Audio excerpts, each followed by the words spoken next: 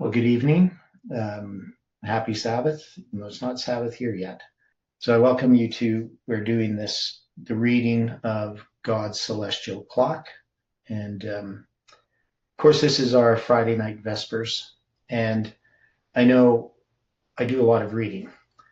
Now, part of the reason that we're doing this, probably the main reason, is that it's nice to get feedback about the book and suggestions.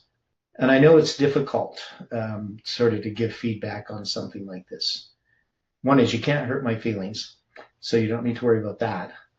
But also it's just, whether you understand something or not, whether I've written it well, explained it well, and it has been helpful in the earlier studies. It's really helped me sort of figure out how to pace this story. How to write it. And so I keep going back and editing earlier material, trying to get a consistent style. But anyway, before we get into reading this, we're going to have a word of prayer. And, we need to be praying for one another. And I know many people pray for me and my situation, and I pray for you guys. But we know there's lots happening in this world, lots happening in this movement, in the church. And we need to, once in a while people write me and say they're praying for me, and I always really appreciate that. Some of them don't even really know, what's happening in my life. I had people I haven't talked to for a long time, old friends, but they just feel the impression to pray for me. And, often I have an impression to pray for different people. And I believe those impressions come from God, even if we don't know the situation.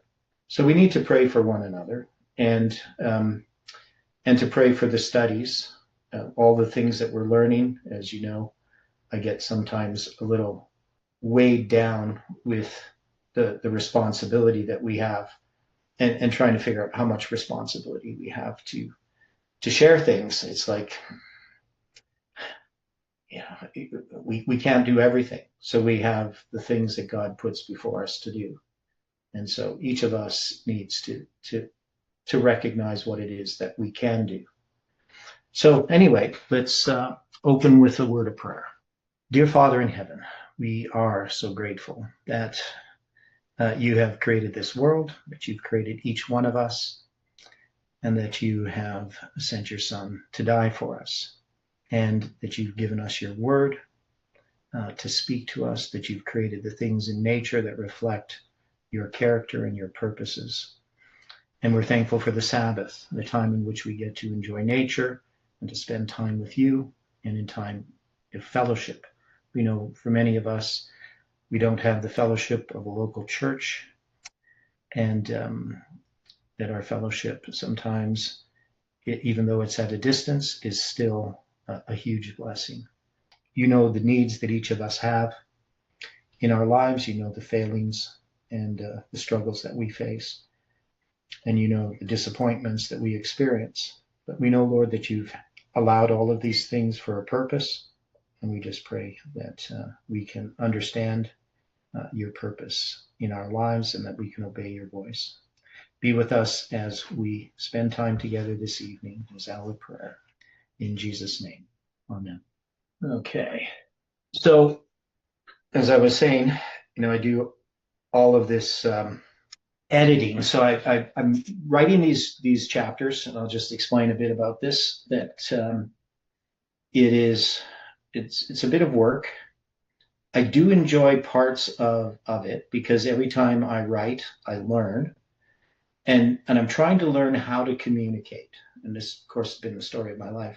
How do you communicate ideas that we have in a way that people can understand them? So the idea of this book, and when the final form of this book is going to be, some poetry in it, and some narrative, some technical aspects, prophecy, but much different than my theological papers, which are a bit more dry. These are meant to be a bit more inviting and to bring things bit by bit. So the purpose of we're going through these calendars is because these calendars are going to be used in prophecy. And so I'm touching on these different ideas.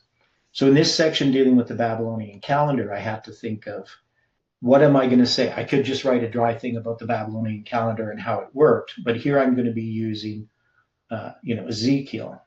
And so I added a bunch of things which I'm not quite sure that I should have added.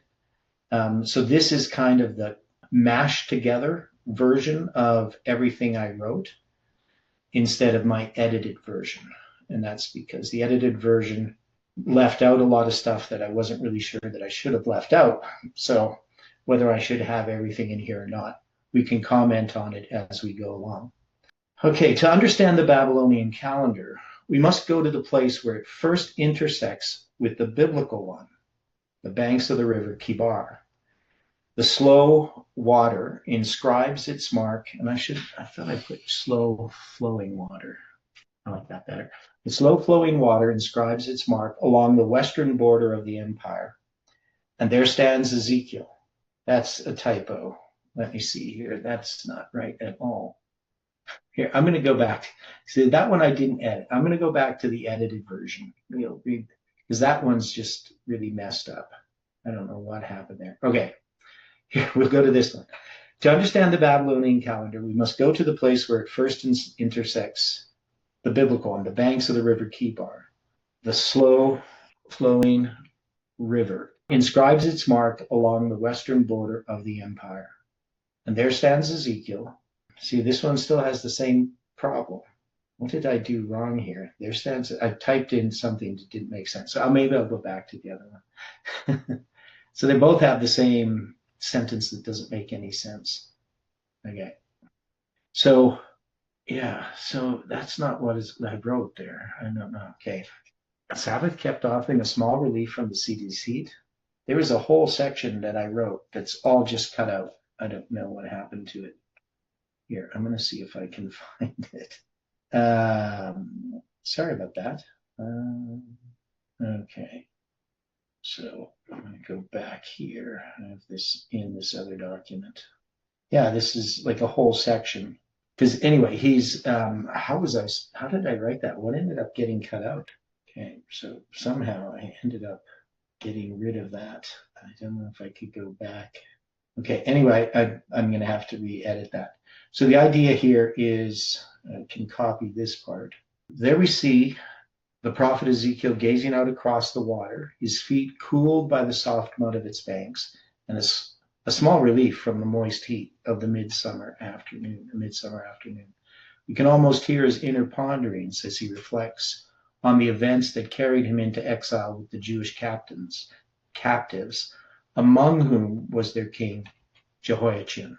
Now, he's keeping the Sabbath here. So that is what I had put in. I had put in, because this is going to be a Sabbath, this day that he's there.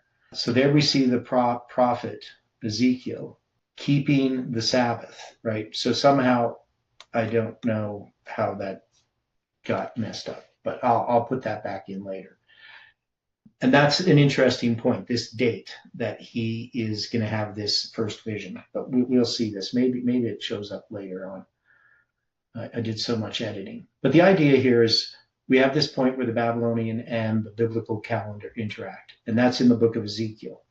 And so I can introduce some aspects of Ezekiel's prophecies without going into detail. So I'm planting seeds for later on. This scene is not invention. The Babylonian Chronicles record Jehoiachin's captivity in a document known as ABC 5. That's the Assyrian Babylonian Chronicles, I think is what ABC stands for. In the 7th year, 598 to 597, the stuff in brackets is not in the original cuneiform tablet, but the other things are. In the month Kislevu, the king of Akkad, which is Babylon, Nebuchadnezzar, mustered his troops, marched to the Hatti land, that's Palestine, and besieged the city of Judah on the 2nd day of the month Adaru, and that's March 16th, 597 BC. He seized the city and captured the king, Jehoiachin. He appointed there a king of his own choice, Zedekiah, received its heavy tribute, and sent to Babylon. So it's interesting that in the Babylonian Chronicles, it tells you what the Bible tells you, that Nebuchadnezzar comes and he's going to capture the city of Jerusalem and take the king Jehoiachin captive and put his uncle Zedekiah on the throne. It doesn't say that his name's Zedekiah, right? It just says the king of his own choice, right? But we know it's Zedekiah. His name was originally Mattaniah. Okay, so that's in the Babylonian Chronicles. We return to Ezekiel deep in thought, reflecting on the day he was carried from his home. In his mind, he is still walking, still hearing the clatter of chains and tasting the dust of that long, stifling journey from Jerusalem. He cannot forget. The date had been pressed into his memory like the cuneiform of the Babylonian scribes into clay. While the Babylonians wrote this date into their chronicles, Ezekiel had etched it into his bones. Ezekiel, along with his king Jehoiachin, had been taken captive when the city of Jerusalem fell to the Babylonian armies on the second day of the month that the Babylonians call Adaru. However, to Ezekiel, it was the 12th month, as counted from the first month of the Hebrew calendar. His thoughts then turned to the present date, the 5th day of the 4th month, known to the Babylonians as Tammuz. The month reminded him of the Babylonian god after whom it was named. Tammuz, the dying god of vegetation, whose fading strength was traced in the dimming of the summer stars, a god who perished with the heat and returned with the rains, a god whose story rose and fell with the fields. Ezekiel saw in this god a counterfeit of the true God. The contrast to him was sharp, yet how easily such a tale had drawn the hearts of some of his own people. He had seen the women in Jerusalem weeping for Tammuz at the very gates of the temple. Their tears had not been for the God who created the heavens, but for the God who merely mirrored their cycles, a God who died every year, a God whose weakness was carved into the constellations. To Ezekiel, the story was a mockery of the promised Messiah, a parody of redemption, a nature God set against the Creator, who neither fades nor returns with the seasons. Later he would see this again in vision, and the judgment of God upon such false worship. For now, to consider the month named after such a God, to live in a land where time itself bowed to a dying deity, was to feel the weight of exile in his very breath. Something felt different. Was God soon to act? The sky and its celestial occupants were, to the Babylonians, gods. The heavens they had divided, named, and domesticated were governed by astrologers who used them to divine what the gods might do. Their calendar was a medium of control. For Ezekiel, to be brought into a land whose calendar paralleled his own, yet differed so greatly in character and purpose, must have been unsettling. What was about to happen was in answer not just to Ezekiel's thoughts, but to his daily prayers while in exile. It had been more than 5 years since he had been carried away. While he waited, he prayed. On this Sabbath, I've just breathed in the wrong way. Something stirred in his heart. Okay, so I do mention the Sabbath here. So this is the Sabbath. Okay, the gathering dust. So anyway, just the introduction there. If anybody has any comments about it, it's just, I know I kind of broke it up a little bit. It's not really flowing because of all the interruptions, but if you have any suggestions about it, I'd be happy to hear it. I think it's okay. Give a thumbs up. But the idea, is that we see Ezekiel, we kind of get the person's mind drawn into the story. While the present date, the 5th day of the 4th month, lay in his mind like a weight, his attention was suddenly drawn to something stirring on the distant horizon. At first it was only a smudge, a low, tawny blur, the color of beaten copper. Ezekiel squinted. The rising dust suggested a caravan coming from some far country, perhaps even from Judah, or maybe an approaching army. But the dust did not behave like dust. It brightened. A glow rose within it, a strange metallic radiance of Hashmal, the amber fire enfolding itself. The cloud thickened, drew near, and then opened. The vision enveloped him. In the heart of the fire were 4 living creatures, each with a different face: a lion, an ox, a man, and an eagle. Ezekiel knew these forms well as symbols of the Mazzaroth, right? The stars in the heaven, right? The constellations that mark the 4 corners of the sky. Figures the Babylonian astrologers studied for omens and signs. Later ages would call them Leo, Taurus, Aquarius, and Scorpio. The ancient Hebrews knew these constellations as well, but they were never meant to worship them. Yet in Jerusalem, the priests had bowed to the gods of Babylon. At first, the scene seemed a confusion of motion: wings, wheels, fire, and wind, all moving at once. But as Ezekiel watched, he sensed a perfect order beneath the seeming tumult. Nothing collided, nothing hesitated. Every movement answered another, as though each part were timed to a hidden rhythm. The wheels rose and fell with the creatures, and the creatures moved with the Spirit, and the Spirit moved with a certainty that belonged to one who governed more than the earth. Ezekiel understood. This was not chaos. This was time. Time as God held it. Time as God moved it. Time as God commanded it. The very heavens the Babylonians claimed to read were here shown to be under the hand of the Creator. The wheels within wheels were not the machinery of fate, nor the predictable cycles the astrologers charted, but the living architecture of providence. Their movements were not bound to omens or calculations, but to the will of the Spirit. The Babylonians imagined the sun carried in a chariot, a predictable servant of the state. Ezekiel saw the one who commanded the chariot and guided the planets by his Spirit. The wheels within wheels did not move according to the calculations of astrologers, but wherever the Spirit went. This was a judgment, not only upon Babylon and its gods, but upon Israel, who had departed so far from the mission God had raised them to accomplish. The siege of the body and the 391.5 gear.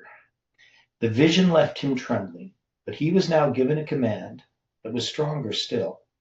He was to act out a parable, to demonstrate the destruction that was soon to come upon Jerusalem, its people, and its temple. He was to become a living chronometer, stretched out in the dust. God instructed him to take a clay tile, the same humble material used for Babylonian administrative records, and engrave upon it the outline of Jerusalem. He then set a siege against this miniature city, and he built a fort, cast a mount of earth, and set a camp with battering rams around about it. I think I should say a mound of earth. Okay. Finally, he took an iron griddle, a common pan, and placed it as an iron wall between himself and the city. It was a stark, tactile representation of the separation between God and his people. Instead of proclaiming a message, he was to become the message. He lay on his left side, facing the siege mock-up for 390 days. The Count felt peculiar. Why this duration?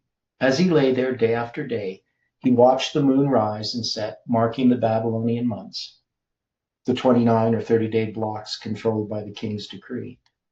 The insertion of an extra month, sometimes mid-year, under the direction of the astrologers as the second Elulu, was dictated by the king to manipulate the destiny or avoid inconvenient omens. Yet Ezekiel numbered these months according to the covenant of the Exodus. As Ezekiel counts the months and days that he is lying on his left side, he is not fully aware of the significance of his actions. Each night as he is tied so that he does not roll over and continues to face the mock-up of Jerusalem's coming siege, he is a tooth in the gear of the celestial clock. Each day marks 1 year of a period of 390 years that stretches back to the division of the kingdom of Israel and to Jeroboam, the first monarch of the northern kingdom, offering before the newly made golden calf at Bethel on a counterfeit feast day, the 15th day of the 8th month. So here I go back to that the division of the kingdom, the 15th day of the 8th month becomes important. So I figured I'd put this here. Whether I should keep that part there or not, I'm not certain. Okay.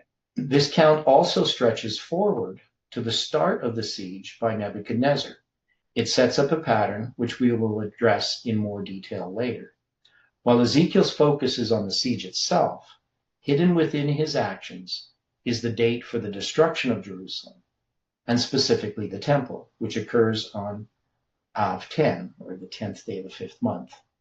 This is the 391 and a half years from the division of the kingdom of Israel. That is, from the start of the siege on the 10th day of the 10th month to its conclusion on the 9th day of the 4th month is 1.5 years, which is then added to the 390 years. Later, we will discover that Ezekiel is living out a pattern that is numbered in the stars. As he came to the 390th day, the final day on his left side, he noted the date, the 10th day of the 5th month. Exactly 5 years later, on this date, Av 10, the temple in Jerusalem would be destroyed. The next day, August 15th, 591 BC, Ezekiel turned to his right side for a further 40 days. These dates and the events attached to them are significant. We will see later why. For now, we need to delve further into the contrast between the calendar given by God and that of the Babylonians. So I'm not particularly happy with this section. I don't think it's really clear. I think I need to rewrite quite a bit of it if I'm going to use this. That is, I need to piece it out. It's like dumping too much on at once. I don't know what people think of that, but I'm dumping too many numbers all at once because they're just going to float by, right? Do people agree that there's too much? Well, in a written form, people will be able to take their time and parse it out in their head as well. So just saying it, yeah, people will eyes glaze over.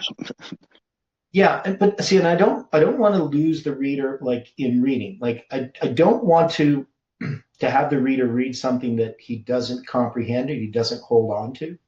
I want to make sure every time I give them a piece of information that I wrap it up and put a bow on it. You know, you understand what I'm saying? Because it's easy to do. You don't want them to have to do work. Like just it's got to come to them through what you're writing. Yeah. Now, I want them to also discover it. That is, you know, I say I'm giving it to them as a gift, right? Wrapped up with a bow on it. They still have to open it, right? Right. Yeah. Well, that would be reading it. Yeah, but it's reading it, but I'm giving it to them in a piece that they can appreciate what it is, right? And so I think in the earlier part when I introduced those dates, you know, the second day of the 12th month, Adaru, and the 5th day of the 4th month, those ones work well. But when I start introducing the 10th day of the 7th month, I think or the 10th day of the 5th month, I think I'm doing too much. Like I'm drawing them back. I need to break this into pieces. I need to expand it. Yeah, for me, first day of the 2nd month and all of these biblical references, I really don't understand what it means. To this day, I still don't get it. Spring, fall, it's something to do with that. Which month? For me, the first month is January. The Bible. Yeah, well, the first month's in the spring. So it's like converting. Yeah, it's like converting Celsius to Fahrenheit. Yeah, I seen somebody, they did a chronology of the Noah's flood, and they put it on our calendar, Gregorian calendar. So they had the first day of the first month obviously would be January 1st, right? And then they had, so when it's going to be the 17th day of the 2nd month, they had February 17th, when the door of the ark is closed. And it was kind of interesting how it actually kind of fit, not completely because it's too short of a year because you need a 385-day year. They couldn't take the 250-day spans and fit them in there. But it was kind of funny how they did it. It almost seemed like kind of cute. But I'm pretty sure they must know that, they didn't use our calendar back then. but they didn't. That's a lot of work to do and not know that. Yeah. Yeah, but it's kind of neat. So that was like the first time I'd ever seen anybody try to work out the dates on a calendar, but it was on the Gregorian calendar. Neat. Okay. So I have this chapter called Forensic Contrast, which I'm not sure if I should use the word forensic. But anyway, there's a contrast between the two calendars. Now, a contrast is sometimes greater when there are similarities. Maybe what I should do just as a title, the contrast, same, different. That makes sense? We can do this here. I probably should capitalize, but. So it's the same, but different.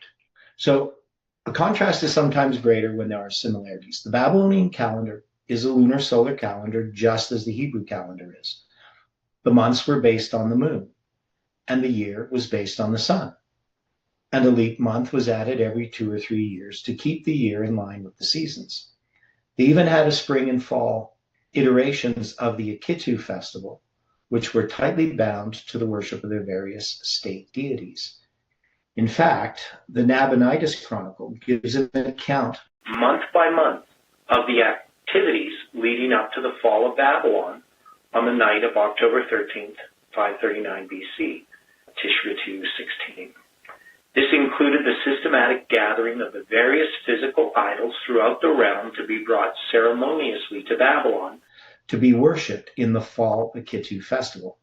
This is the very event described in Daniel chapter 5, where Belshazzar and his lords drank wine and praised the gods of gold and of silver and of brass, of iron, of wood, and of stone.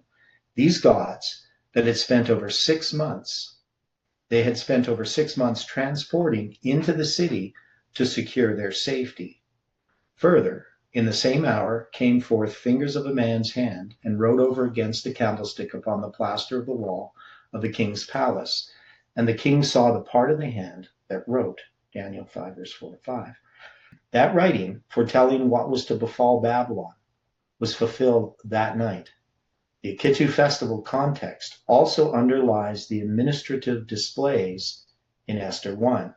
So here again, I'm going to go to Esther chapter 1. I think it's too much. I really need to expand this whole section, the narrative. So I kind of should finish off Daniel 5 before I go and mention Esther 1. Maybe not even mention it at all. But these are these Akitu festivals. They're in the fall, right? So in Esther 1, see, and I mention it and then I don't explain it. So I think that's not very good. While we cannot go further into those specific developments here, what we can see is that the worship of the gods of Babylon, their festivals, and their calendar served a fundamentally different purpose than the religion of the Jews. The difference between the two calendars was not merely technical. It was a difference in how one knows the world. The Babylonian calendar was a tool of the state, where leap years were determined for political reasons, and time was an administrative resource to be controlled. Its religious festivals were degrading. The Hebrew calendar was tied to the covenant, illustrated the gospel, and was received rather than engineered. It pointed not to the sky as gods, but to the sky as gods. Now, what do you think of that sentence? It doesn't work well if you read it, right? So it pointed to the sky. It pointed not to the sky as gods, that is the Hebrew calendar, but to the sky as gods. And any thoughts about that line? So I think it's clever, but reading it out loud, it sounds like I'm saying the same thing. But if you see it in text, I think people will. It's supposed to be kind of like a turn of phrase. But anyway, but what is the relationship between weights, money, and time? And why is the king of Babylon judged based upon these specific weights? So you can see here, I need to rewrite this and put this order. I've got to deal with Daniel 5 by itself first, and then deal with these other things. So like putting in this mene tekel upharsin here doesn't make sense. So that's why I'm saying I have to re-edit all of this. The writing on the wall, mene tekel upharsin, is the language of the counting house.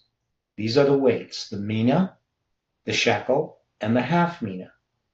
In the stone sky of Babylon, the state attempts to control value just as it attempts to control time. The gods are brought into the city as a display of administrative wealth, yet it is this very wealth that becomes the plummet of their judgment. When a nation attempts to buy the favor of the heavens through a counterfeit calendar and gathered idols, they find the true architecture of time has a scale they cannot tip. Now, so one of the things here that I think I need to make really, really clear is because Ezekiel's dealing with the destruction of the fall of Jerusalem, right? And Daniel deals with the fall of Babylon. So do people think it would be better if I have a section dealing with Ezekiel and then a brief section dealing with Daniel as an illustration of the Babylonian, the end of Babylon? Does that make more sense? Because here I'm trying to mix Daniel and Ezekiel together. Some people might get a little bit confused. It's like when I first started cooking for my kids, I used to do what I call multi-ethnic cooking. It's not a good plan. They didn't like curried pierogies. You can't mix Indian and Ukrainian food.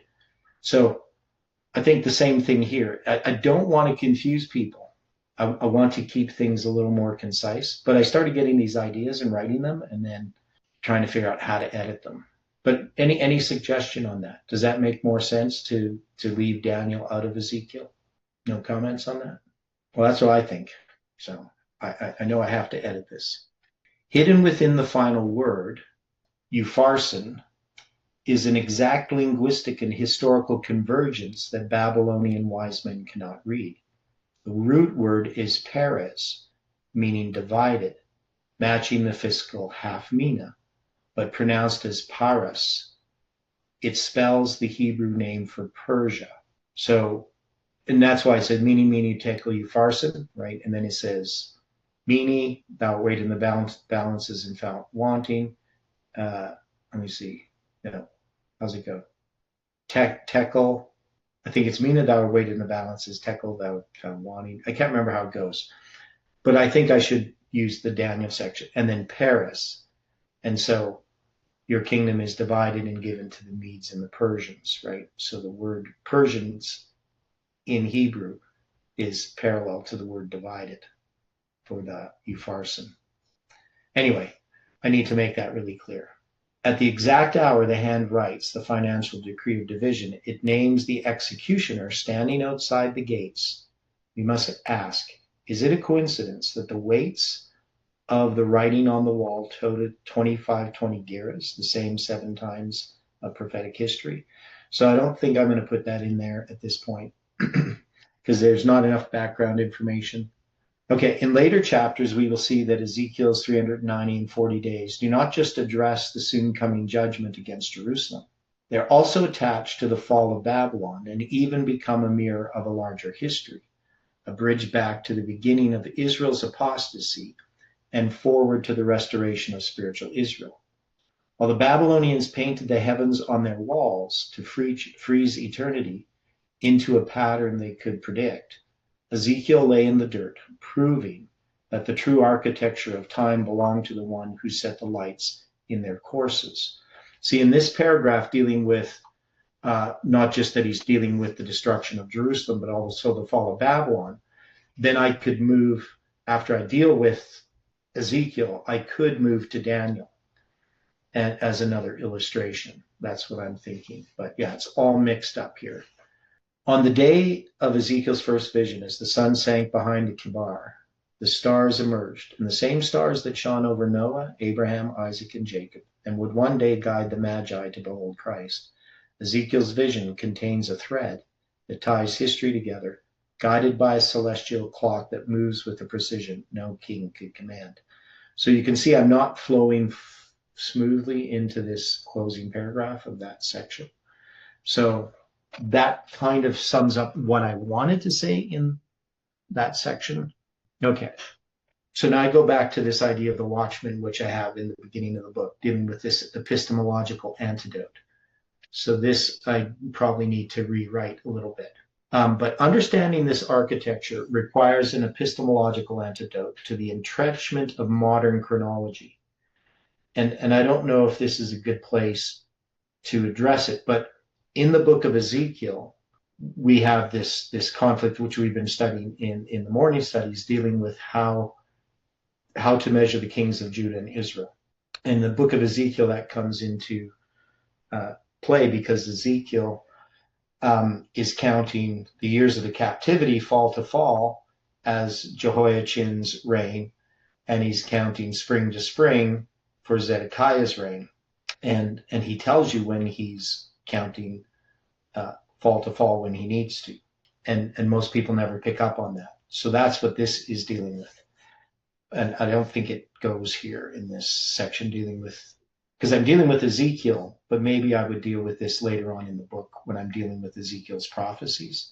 But anyway, it says, understanding this architecture requires an epistemological antidote to the entrenchment of modern chronology. Many contemporary scholars who argue for 587 BC as the date of Jerusalem's fall struggle to reconcile the internal harmony of Ezekiel's record. They lack an understanding of how the prophet accounts for his years. They fail to see that Ezekiel counts some years, specifically Jehoiachin's reign and the connected years of the captivity, on a fall-to-fall, Tishri-based calendar, while tracking Zedekiah's structural regnal years from a spring-to-spring, Nisan-based. Okay, so that, now then the next one I'm going to go into is the Persian calendar, but this needs a whole bunch of work.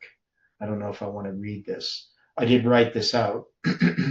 But there's a lot of it I didn't fully, I still have to research and trying to understand the Persian calendar.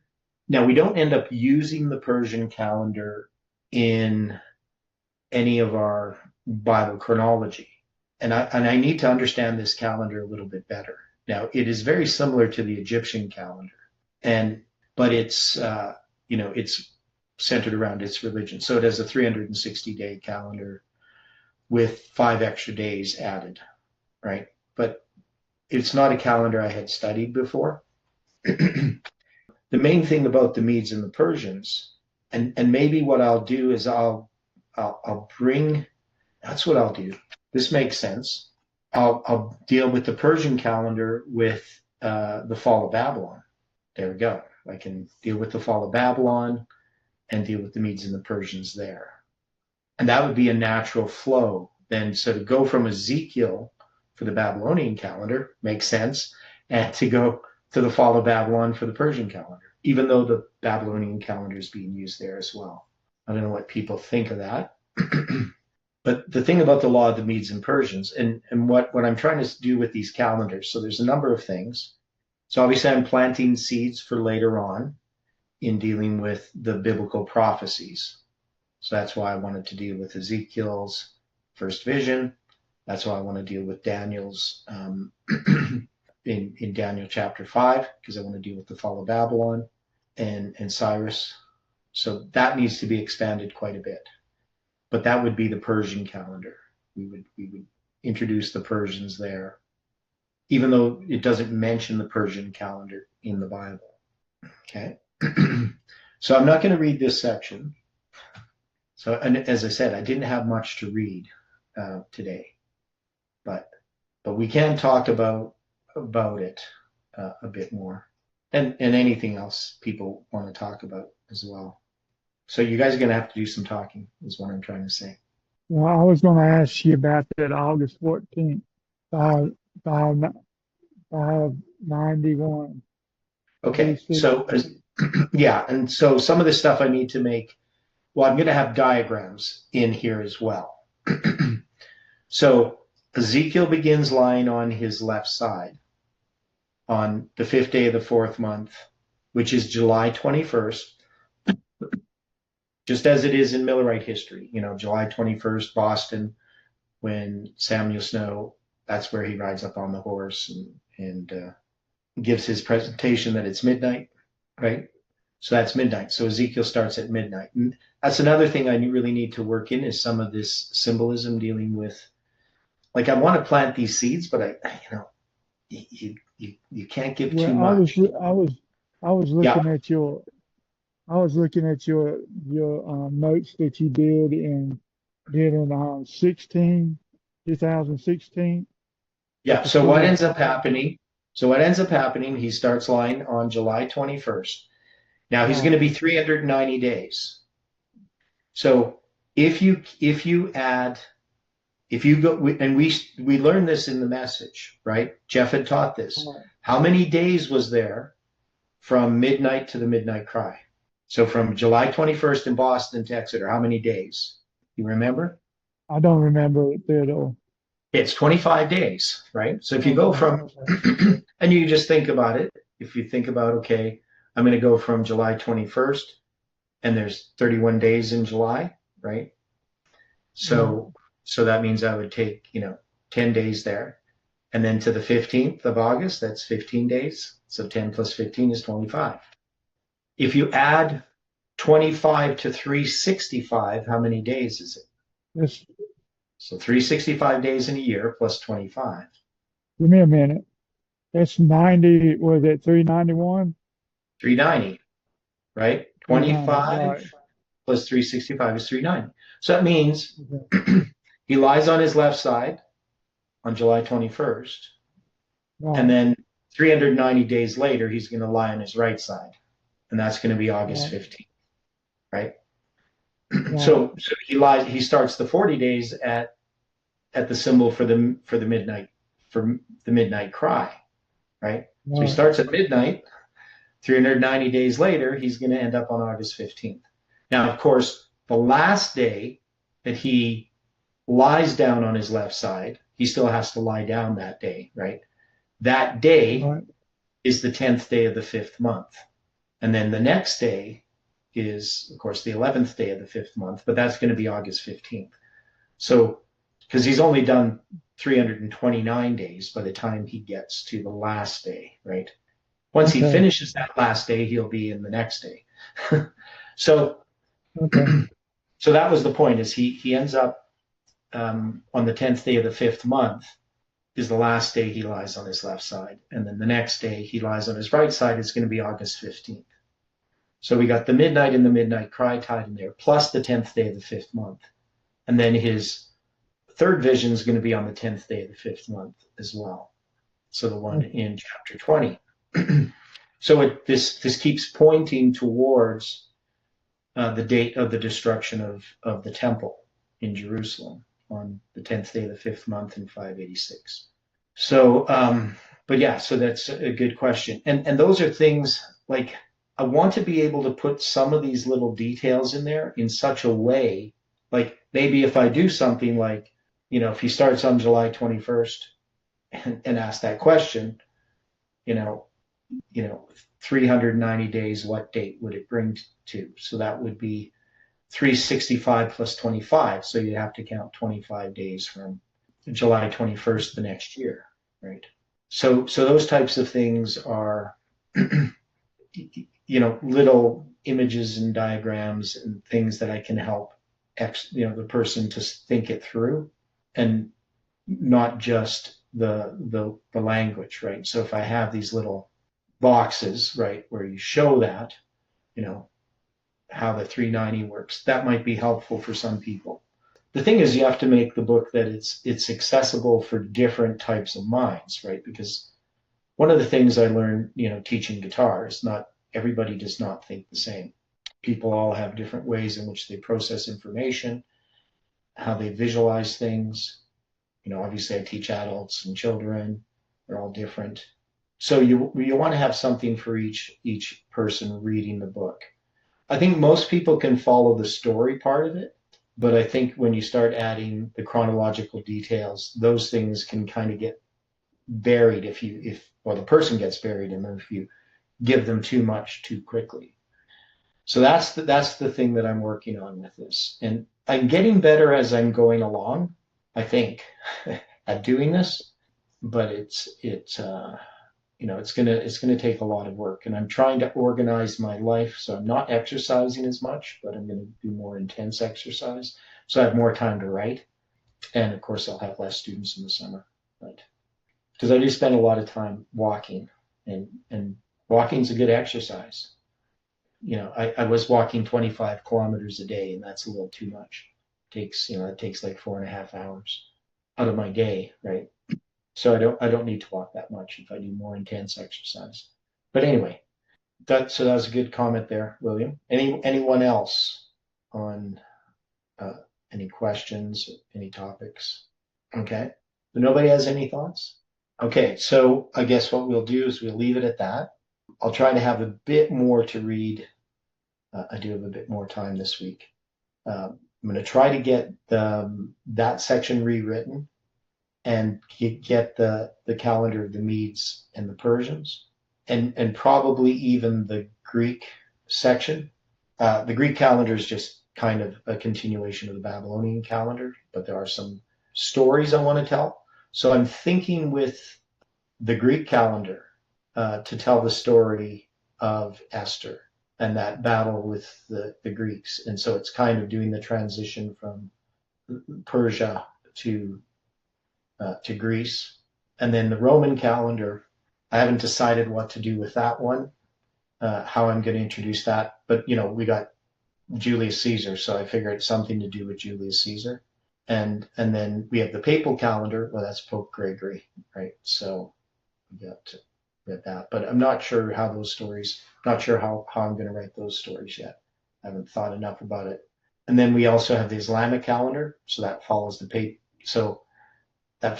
papal calendar, even though it was created before the papal calendar was.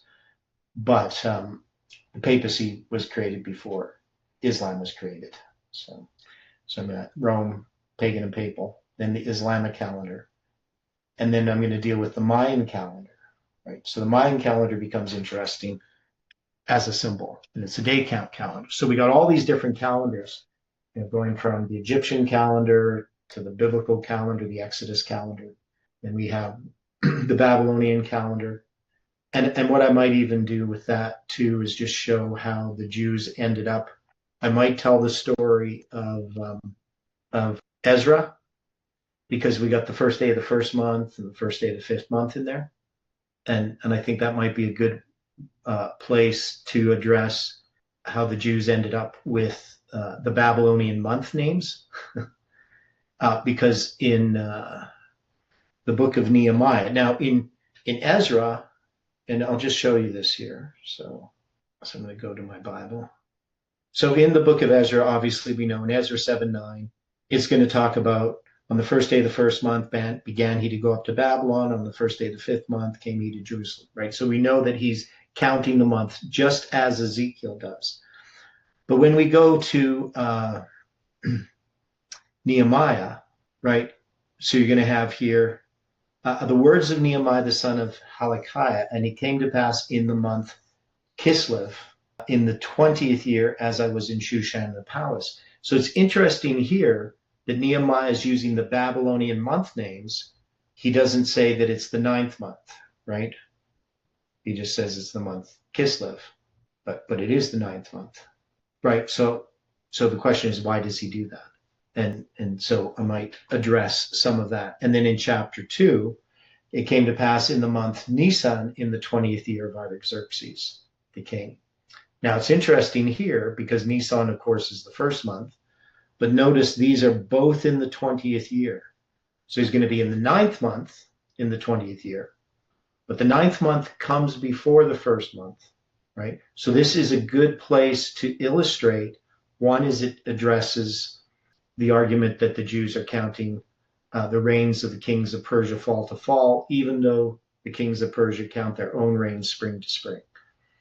And so that helps with 457. So you can see in writing these chapters dealing with the calendars, I'm also building a foundation for understanding the biblical prophecies. And that's why this is really, really important that I build the foundation properly. So if I write all of the beginning part of the book and people don't understand the calendars, they're just confused, it's not going to help them later on. Now, we see this in the various studies that have been happening within this movement. So my problem that I have with people, I have problems with people, is that we have lost the ability to reason, to think things through. We don't know how to study. And learning how to study the Bible we've all been trained wrong in education, in schools, and we usually just we've been trained to just accept what we're told, right? We're not trained to learn on our own. And because of that, people are very, very confused in this world where there's so much information. And we see this, all of this confusion about everything that's happening. People don't know how to think things through. They read things that fit in with their thinking and they just believe them. Now, it doesn't mean that everything that people believe is wrong. People can believe lots of correct things by accident, right? You just, some of the things you're going to believe are correct. But we have no way of knowing what's true and what's not true. No way of evaluating that for most people. And even for Adventists, even for, present truth Adventists, people are confused because we're used to following people instead of studying for ourselves. So as a music teacher, I've always worked on trying to teach people how to learn on their own. The purpose is not to have people dependent upon a teacher telling them everything step by step, but that they can learn how to self-evaluate, how to think things through, how to gain new information, and how to evaluate the different sources of information. How do I know if something is true? Just because I read it in a book doesn't mean it's true. Just because I tell my students something doesn't mean it's true. They have to be able to figure that out. And so that's the purpose of the book. It's really ultimately to teach people how to think so that they can study on their own and know, right? Now, remember Parminder back in 2019, he had done this presentation right after, while they were still in Germany there. And they had this question and answer. And they were really talking about methodology all the time. And somebody had asked the question, well, should we just accept what, the teachers say? Should we study these things for ourselves? And he said, no, you need to believe what we tell you because you don't know how to study. And then if you go to a proper school and you have, proper instruction, then you will agree with us because you will have the proper way of study. Now, you can see the fault with that's the papal system of education, right? You accept what your teacher says and you get brainwashed by them so that when you actually study the way they study, you'll come to the same conclusion. But that's not what we do when we study. We start, sure, there's nothing wrong with having a teacher, but the teacher is to teach you how to study, not to give you the answers, right? So, you can't just believe something because somebody tells you it, even if you like the person, right? You have to be able to reason it out. And that's what I try to do in everything that we do. It's supposed to be that the person themselves can understand it before they believe it. You shouldn't believe something that you don't understand on some level, right? You have to know that it's true. And you have to have a way of knowing that it's true. You have to know how to study the Bible, how to compare scriptures with scriptures, how to understand line upon line, all these different events, how they fit together. And so that's what we've been doing. And it takes time. Now, we know that people at the end, they will be able to learn in months what it took us years to learn. But part of that is we have done some of the groundwork for them. But also there is the events unfolding and the Holy Spirit pouring out light as we continue to move closer to the second coming of Christ. Okay, so no one else has any comments. We can close with prayer. Okay, well, let's pray. Dear Father in heaven, we are so grateful, Lord, for the Sabbath, for fellowship, for the light that has come from your word. We also have a burden in our hearts for others, those that are in darkness, those that are confused, those that are suffering and hurting in various ways. And we just pray, Lord, that you can use us to minister to those around us, to point them to you, the source of all knowledge, and that we can each know you personally. We pray for the studies tomorrow. You know, Lord, that we have a burden on our heart for many of the people who come to these studies, and we just ask that you can help us in presenting these things, and that your Spirit can work in a powerful way in people's lives. So be with us. May your angels watch over us. May the Sabbath truly be a blessing, is our prayer in Jesus' name. Amen.